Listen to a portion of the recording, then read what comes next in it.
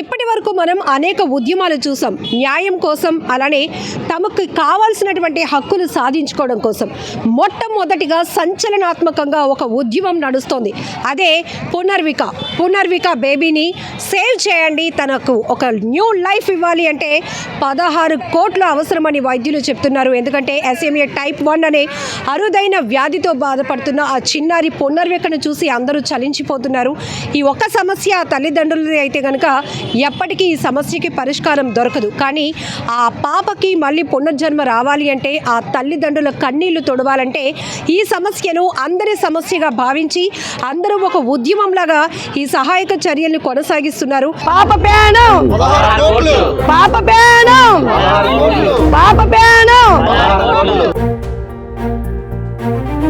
ఆ పాప మనందరి పాప. ఆ పాప కోసం అందరూ ముందు అడుగు వేయాలి అని చెప్పి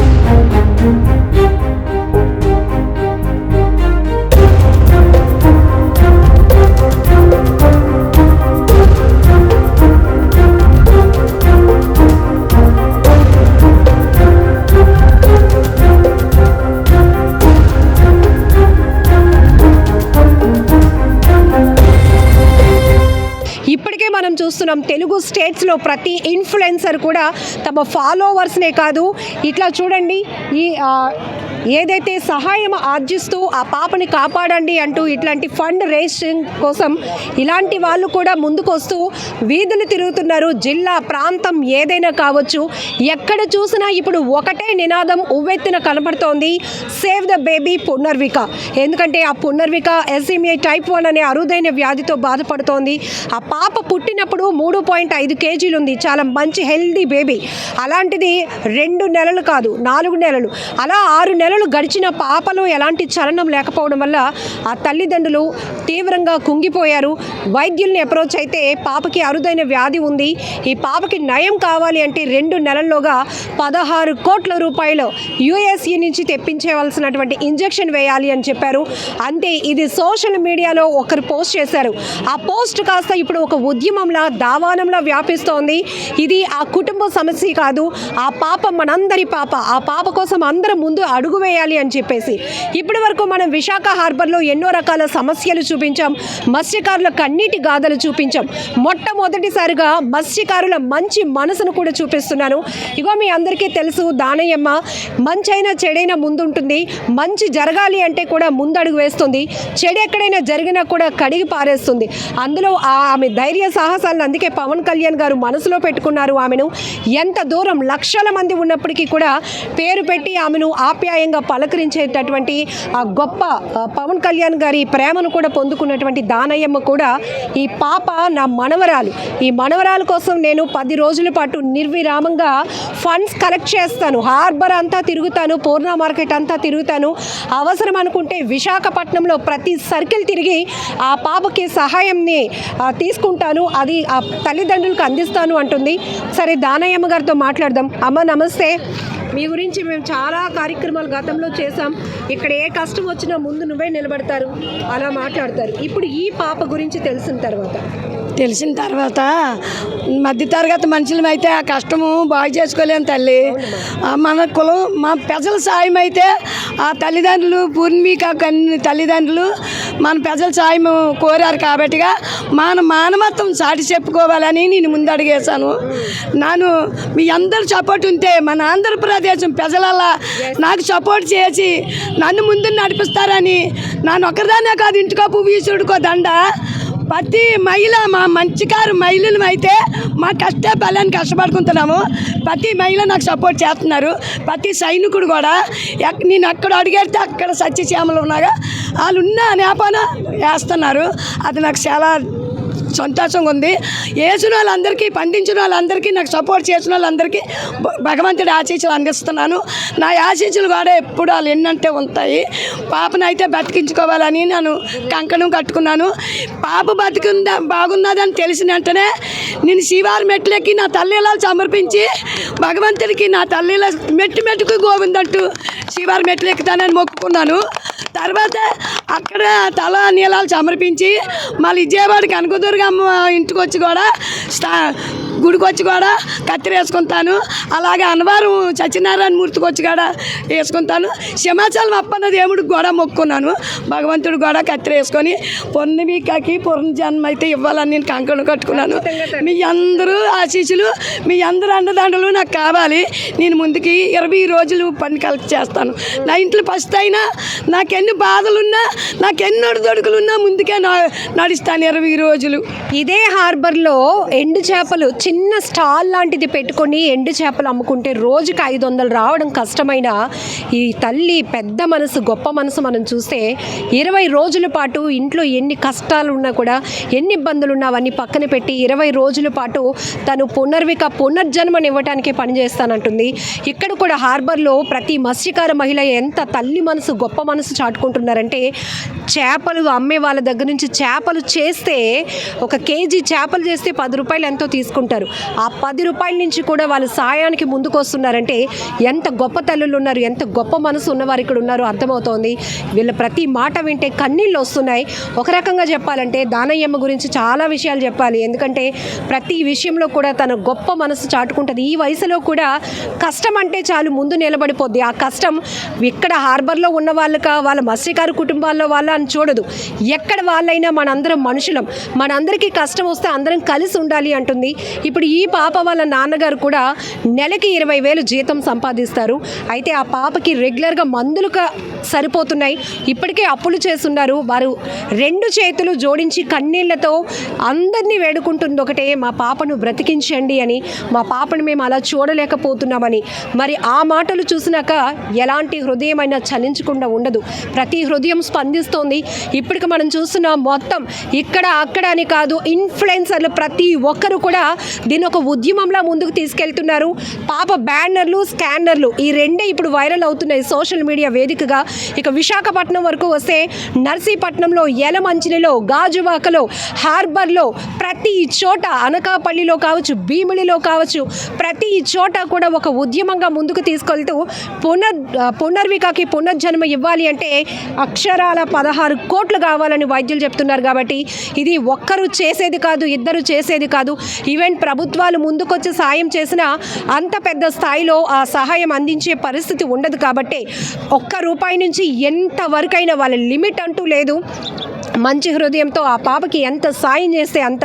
కొంతమంది నేరుగా ఇందులోనే తోచినంత సాయం వేస్తుంటే, కొంతమంది స్కానర్లతో వాళ్ళ అమౌంట్ను పంపిస్తూ పాపకి హెల్ప్ చేస్తున్నారు.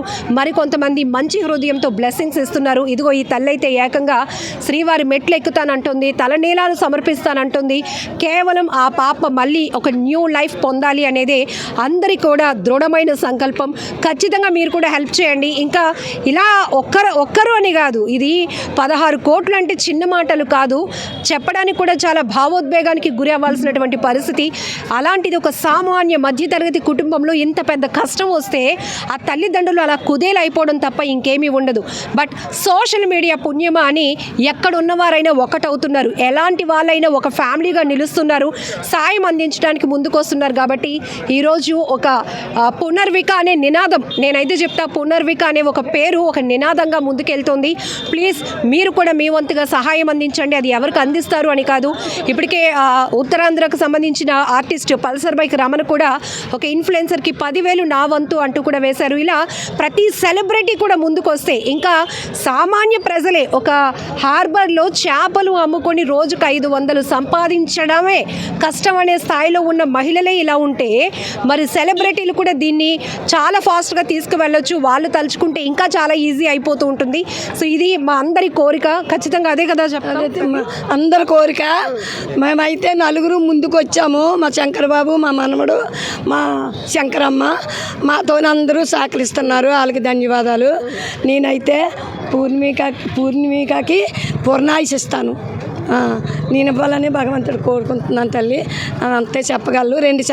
2 రోజులు కలిసి చేశానంటే ₹1,00,000 చేశాను. ₹1,00,000 చేశాను నేను. మళ్ళీ 20 రోజులు ఇలాగే చేసి ఆ సాయాన్ని అందిస్తాం తల్లి. మన ఈ మామగారికి ఇంత సపోర్ట్ ఇస్తున్నారు హరి అండ్ మీరు కూడా రండి, ఎందుకంటే వీరిద్దరూ 2 డిఫరెంట్ పేజెస్ నిర్వహిస్తున్నారు. సో ఇక్కడ ఉన్న ప్రతి కష్టం, మత్స్యకారుల కుటుంబంలో ఉన్న కష్టాలే కాదు, విశాఖ హార్బర్ గురించి ఫుల్ ఇన్ఫర్మేషన్ ఇవ్వటమే కాదు, ఎప్పటికప్పుడు మామగారిని ఎంకరేజ్ చేస్తూ అనేక నాలెడ్జబుల్ వీడియోలు కూడా ఇస్తున్నారు. దీంతో పాటు ఇప్పుడు పునర్వికాకు సంబంధించి కూడా ఈ పాపకి కావాల్సిన సహాయాన్ని కూడా వీళ్ళు ఒక పెద్ద బాధ్యతగా తీసుకున్నారు. ఈమెను ముందు పెట్టి వీళ్ళు నడిపిస్తున్నటువంటి పరిస్థితి. ఇప్పుడు ఎన్ని రోజుల నుంచి కలెక్ట్ చేస్తున్నారు? అమ్మ మేము అయితే 2 రోజుల నుంచి మేము కలెక్ట్ చేస్తున్నాం. కేవలం 4 గంటల నుంచి 9 గంటల వరకు చేస్తున్నామ్మా. మాకు వచ్చిన కలెక్షన్ ₹1,00,000 చేస్తామమ్మా. అలాగే మనకి రోజుకి 200 మంది కాల్ చేస్తున్నారమ్మా. అవన్నీ మీకు ఫెయిల్ అని వస్తుంది. మనకు ట్యాంక్స్ చెప్పుకునేది ఎవరికంటే వాళ్ళకి మనం చెప్పుకోవాలి ట్యాంక్స్ అనేది. ఎందుకంటే నైట్ 1 గంట కూడా కాల్ చేస్తున్నారమ్మా వాళ్ళందరికీ దండలు పెడుతున్నామ్మా. నేనైతే హరి ₹10 నుంచి కాయిన్ కూడా వేసిన వాళ్ళు ఉన్నారు, 100లో ఇచ్చిన వాళ్ళు కూడా ఉన్నారు. మేడం ఇప్పుడు ఏంటంటే మనకు తోచింది మనం ఇంత అని చెప్పి అడగకూడదు అనమాట. వాళ్ళకి ఎంత తోచింది అంత చేస్తున్నారు. 10,000 వేసిన వాళ్ళు ఉన్నారు, 20,000 వేసిన వాళ్ళు ఉన్నారు. మాకు నాన్ కాల్స్ కూడా వస్తున్నాయి అనమాట. ఇందాకలే ఒక 10,000 కొట్టారనమాట. ఫెయిల్ అయిపోయింది. అయినా సరే నేను ఎలాగైనా సరే సెండ్ చేస్తానని చెప్పి పట్టుదల మీద ఉన్నారనమాట. మీకు ఎలాగైనా సరే 10,000 పంపిస్తానని చెప్పేసి నిన్నటి ట్రై చేస్తున్నారు వాళ్ళు. నాకు ఎలాగైనా సరే పంపిస్తానని చెప్పేసి మాకు ఆ నమ్మకం అయితే ఉందన్నమాట. అలాగే ప్రతి ఒక్కళ్ళు మనకు తోచినంత ₹1, ₹10 వేస్తే మన సమస్య అనేది చిన్నదవుతుంది. 10 చేతులు కలిస్తే చిన్నదవుతుంది అనమాట సమస్య అది. మనం ఒక్కళ్ళమే చేయలేం కాబట్టి 10 మంది కలిస్తే సమస్య ఎంత పెద్దదైనా సరే చిన్నదవుతుంది అనమాట. మనందరం తలుచుకుంటే పాపనైతే కాపాడగలం. పూర్ణిమకాని మన సపోర్ట్ అయితే పాపకైతే ఇవ్వాలన్నమాట. ప్రతి ఒక్కరు మనం ఒక్కళ్ళమే చేయలేం కాబట్టి మామగారు ఈ వయసులో కూడా ఎంత కష్టపడుతున్నారంటే మామగారు ఈ వయసులో కూడా ఎంత కష్టపడుతున్నారంటే ఆవిడ వ్యాపారం ఆఫీసుకొని మరి తెల్లవారు మేము ఎక్కడ పిలిస్తే అక్కడికి వచ్చేస్తుంటారు అనమాట. మా మనవరాలు అనుకొని ముందుండి ఫస్ట్ మా మామగారే ఆగమమ్మంటే అసలు ఆగదు, అసలు రాకెట్లాగా వెళ్ళిపోతుంటుంది అనమాట అడగడానికి. మమ్మల్ని చూసే ఆసరాలు తెలియదు, మా అమ్మగారిని చూసి వెంటనే 1000, 2000 ఎంత తోస్తే అంత అనమాట. మీకు అంతగా కావాలని ప్రూఫ్స్ కూడా చూపిస్తాను మీకు. అలాగే మేడం విదేశాలు కూడా మనకి విదేశాల నుంచి కూడా మనకి పంపడం జరుగుతుంది. మనకైతే ఫోన్పేలోని ఎంత వాళ్ళకి తోచింది 2,000 అయితే 2,000, 3,000 అయితే 3,000 నాన్ స్టాప్గా కొట్టిన వాళ్ళు ఉన్నారనమాట. మనకు 2,000 అయితే 2,000, 3,000 అయితే 3,000 మనకు చేస్తున్నారనమాట. మాకు చాలా హ్యాపీగా ఉందన్నమాట. ఆ డబ్బులు అయితే మనస్ఫూర్తిగా బాధ్యతగా ఈ డబ్బులు అలాగా చెప్తున్నాను కదా, ₹1 ఖర్చు అవసరమైతే మా డబ్బులు కూడా కలుపుకొని లాస్ట్ ఇదంతా అయిపోయిన తర్వాత కలుపుకొని మనం ఎంతో కొంత దాని మా తోచినంత మేము సాయం చేస్తాము. అలాగే చుట్టుపక్కల ఉన్న వాళ్ళు మీరు కూడా మాకు సపోర్ట్ చేయాలి. ఎందుకంటే మేము 9 ఉన్నాం అనమాట. 9 అంటే తిరుగుతున్నాం కరెక్టా. మీ చేతులు కూడా కలిస్తే ఇంకొక 10 మంది 10 చేతులు కలిస్తే ఇంకా ఎక్కువ మొత్తం ఎక్కువ మనీ ఫండ్ చేయొచ్చు అనమాట. మనకు ఒక అసెంబ్లీ అవుతుంది, సముద్రం అవుతుంది, ఒక ఇండియా అవుతుంది. మన బలం గట్టుకుంటుంది. ఒక కర్రని ఎవరైనా ఇరిసేస్తారు, 10 కర్రలు ఎవరు ఇరసనేరు. బలం ఎక్కువగా ఉంటుంది. ఎంత పెద్ద సమస్య అయినా తక్కువ చిన్న సమస్య అవుతుంది అని నా ఉద్దేశం. నా ఆశీస్సులు మాకు ₹10, ₹5 సాయం చేసిన వాళ్ళకి అందరికీ భగవంతుడు ఎల్లవేళలా వాళ్ళు భగవంతుడు చూడాలని ఆశీస్సులు అందించాలని నా మనసు కూడా వాళ్ళకి మాలగా వేచేస్తున్నాను. నా మంచి మనసు అయితే వాళ్ళకి మాలగా వేచేస్తున్నాను. వాళ్ళు ఎప్పుడు పిల్ల తల్లితో 4 కుటుంబీకులల్లా చల్లగా ఉండాలి. ఇలాంటివి ఎన్నో కొన్ని వస్తాయి. అంది మంచి మనసు చేసుకొని అందరినీ సహకారం లేదమ్మా. నేను వీడియో చేశాను, వీడియోలో చెప్పాను తల్లి. అమ్మ పూర్ణిక, నువ్వు అధైర్యం పడకు, నిన్ను బతికించుకుంటాము మేమందరము. నీకు సపోర్టు. నువ్వు అనాథు కాదు, నీ తల్లిదండ్రులు కూడా పేదోళ్ళు కాదు. ఒక సముద్రం, ఒక ఇండియానే కనిపెట్టావు తల్లి. నువ్వు ఒక ఇండియాని ఆదుకున్నావు. నిన్ను ఆదుకున్న ప్రజలు మేము. నువ్వు నా మమ్మల్ని ఆదుకున్నావు. నువ్వెంత రుణపడైతే పుట్టావో మా అందరము ఆ పేరులోనే పూర్వజన్మ పూర్మిక అని పునర్విక అని ఉన్నది. ఆ అమ్మ ఎప్పటికీ పూర్ణాయుషం వస్తుంది. నా ఆశీస్సులు ఎప్పుడు ఉంటాయి పిల్లకి. వాళ్ళ తల్లిదండ్రులకి అందిస్తాను. నానైతే పక్కాగా అందిస్తాను. భగవంతుడిని ఏడుకుంటున్నాను. భగవంతుడి ఆశీస్సులు ఎప్పుడు పిల్లకు ఉంటాయి, పాపకు ఉంటాయి. వాళ్ళ తల్లిదండ్రులు కూడా అధైర్యం పడొద్దు. మా అందరము నీకు సపోర్ట్ నాన్న. నాకు కొడుకుగా చెప్తున్నాను. నీ కూతురు నీకు అందిస్తాం తండ్రి. మా సాయి సహకారాలు మా శ్రమతో అందిస్తాం నీకు.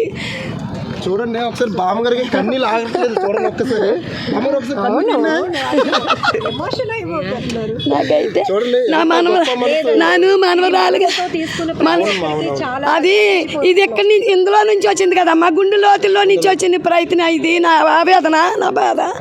మా నాటి మధ్య తరగతి వాళ్ళు అయితే ఇలా ప్రాబ్లం అయితే చేసుకోలేము. అందరూ సహాయ సహకారాలు ఉంటేనే ముందుకే వెళ్ళగలము తల్లి, ఆ పిల్లని బాగు చేసుకోగలము. అలాగే అందరూ సహకరించినందుకు అందరికీ సహకరించిన వాళ్ళందరికీ భగవంతుడు ఎల్లవేళలా భగవంతుని ఆశీస్సులు ఎప్పుడు ఉంటాయని వేడుకుంటున్నాను తల్లి. జై ఇండియా.